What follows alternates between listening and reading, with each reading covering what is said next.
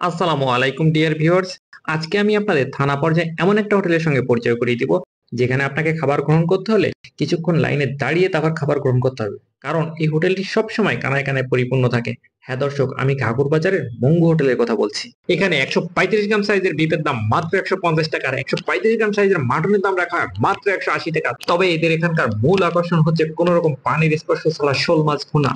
এটা হচ্ছে কত গ্রাম সাইজ? 135 গ্রাম সাইজ। 135 গ্রাম সাইজ। 135 গ্রাম। ভাই আপনার নামটা আমাকে একটু বলেন। মোহাম্মদ শাওন কাজী।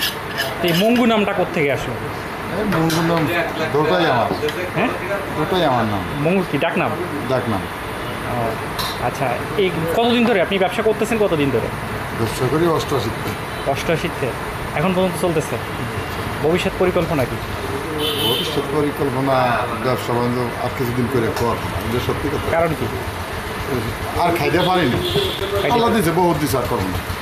88 থেকে, তার মানে 88, 98, 2008, 30, 18, 40, তারপরও আরও 6 বছর, মানে প্রায় 46 বছর করতেছেন।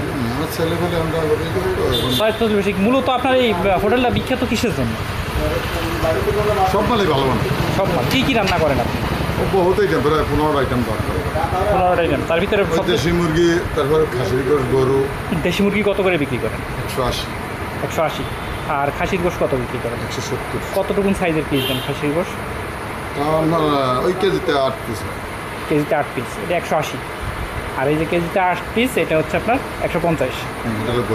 আচ্ছা, আর আপনি আপনার কাছে যতগুলো আইটেম আপনি রান্না করেন, এর ভিতরে কোন আইটেমটা আপনার কাছে মনে হয় যে এটা সবচেয়ে বেশি টেস্ট হয়? শোল মাছ ভুনা।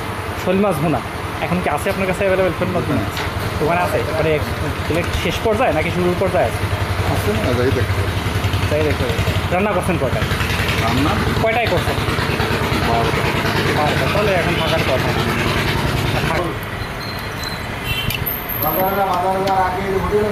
মোবাইলটা রাখেন, মোবাইলটা রাখেন।